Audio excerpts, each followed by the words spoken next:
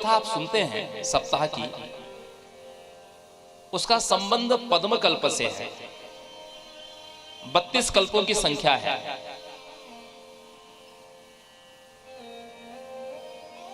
और इन 32 कल्पों में एक है सारस्वत कल्प। उस सारस्वत कल्प में जो भागवत कही गई उसको देवी भागवत कहा जाता है। देवी भागवत का संबंध सारस्वत कल्प से है, क्योंकि उस सारस्वत कल्प में किसी और देवता की उपासना नहीं थी, केवल एकमात्र देवी की ही संसार में, पूरे ब्रह्मांड में पूजा उपासना थी। एकमात्र देवी की ही उपासना थी। आप यदि शिव जी के पुजारी हैं, उपासक हैं, कोई दिक्कत वाली बात नहीं है। आप भगवान विष्णु, भगवान राम या भगवान कृष्ण के उपासक हैं, कोई दिक्कत नहीं। आप गणेश के या भगवान सूर्य के उपासक हैं, कोई परेशानी नहीं है। आपको जो अच्छा लगता हो। वैसे भी ये सृष्टि जो बनी है माताओं सज्जनों, ये विविधता से भरी हुई सृष्टि है। एक ही माता से, एक ही पिता से जन्म लेने वाले संतान अलग अलग स्वभाव की होती है, अलग अलग मुखाकृति, अलग अलग रंग की होती है, अलग अलग सबकी रुचि होती है। तो यदि कोई अपना इष्ट यदि किसी और को बना ले, या किसी को कोई भगवान का कोई रूप पसंद आता हो, तो इसमें कोई दिक्कत वाली बात नहीं है। हर व्यक्ति का नाम अलग होता है, जन्म का समय अलग होता है, उसकी राशि अलग होती है। तो जैसे हर किसी का अग्नि तत्व हो तो वो देवी की उपासना करे, ऐसा विधान बनाया गया। जैसे मेष राशि अग्नि तत्व है, वो देवी की उपासना करे, उसके लिए प्रशस्त है। जैसे वृषभ राशि वाला पृथ्वी तत्व का स्वामी होगा, वो शिव जी की उपासना करे, उसके लिए ज्यादा अच्छा है।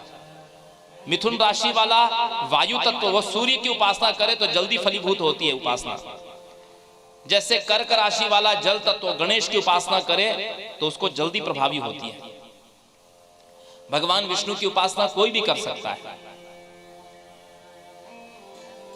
लेकिन एक बात आपसे बताना चाहता हूं, जैसे शिव का भक्त शैव कहलाता है, विष्णु का भक्त वैष्णव कहलाता है, जैसे सूर्य का उपासक सौर्य कहलाता है, जैसे भगवान गणपति का भक्त गणपत्य कहलाता है, जैसे शक्ति का उपासक शाक्त कहलाता है, वस्तुतः इस संसार में हम सभी शाक्त ही हैं।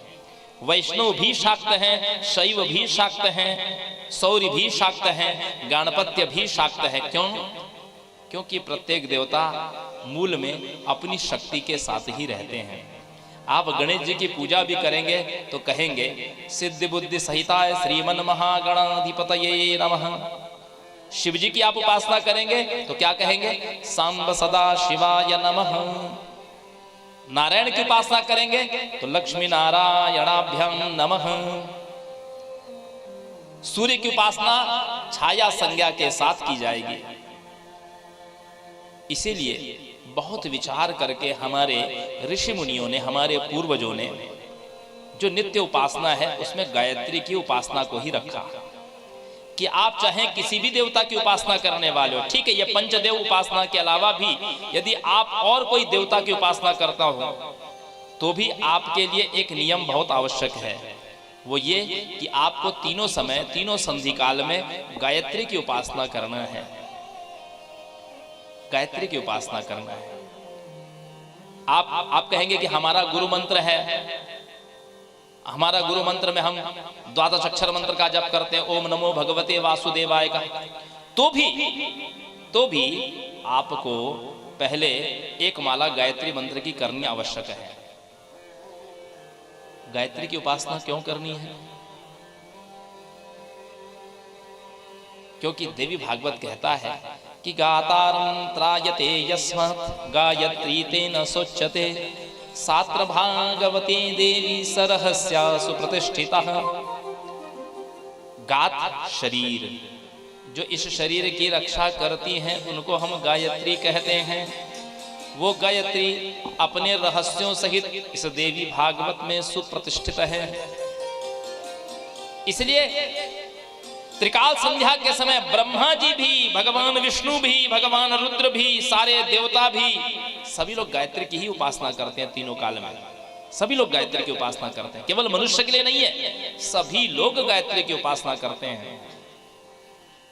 इन्हीं गायत्री को सावित्री कहते हैं, क्योंकि इस गायत्री की उपासना करते समय जब आप संध्या करते हैं तो भगवान सूर्य नारायण को अर्घ भी आप देते हैं, सूर्योपस्थान भी करते हैं। क्यों करते हैं? कि सवितुश्चादि देवी सावित्री तेन कीर्तितः, वो सविता माना सूर्य की अधिष्ठात्री देवी होने से उनको सावित्री कहा गया है। सविता सूर्य की अधिष्ठात्री देवी होने से इन्हीं गायत्री को हम सावित्री भी कहते हैं।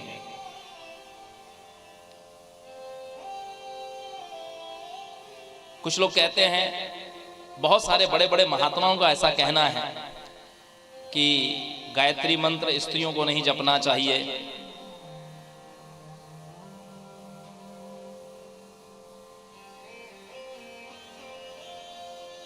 क्या गायत्री की उपासना स्त्रियों को नहीं करना चाहिए?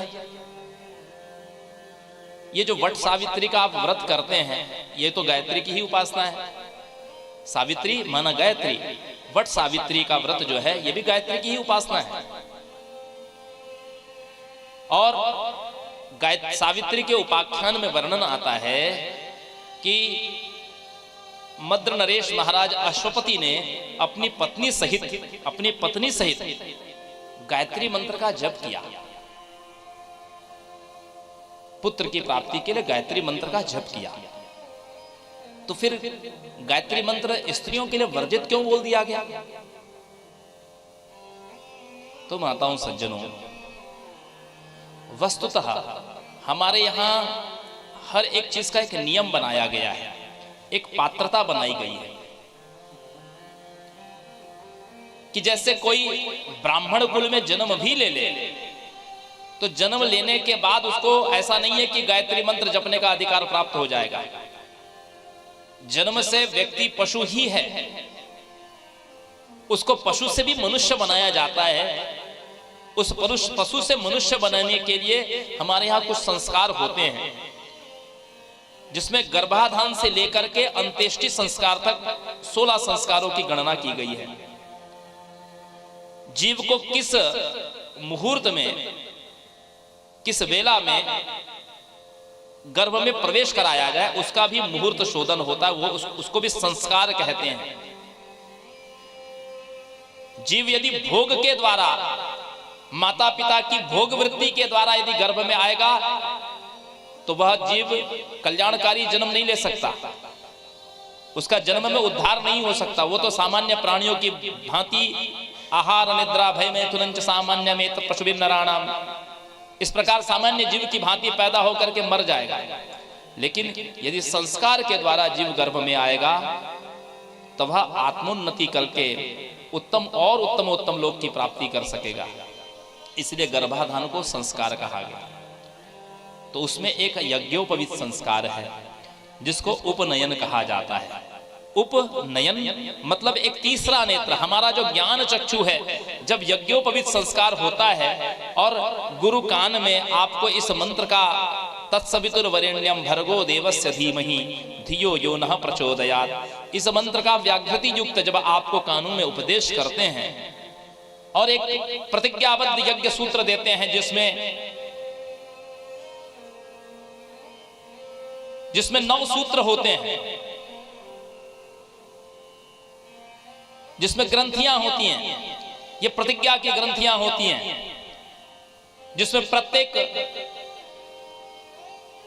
प्रत्येक तंतु में आप देवताओं का आह्वान करते हैं।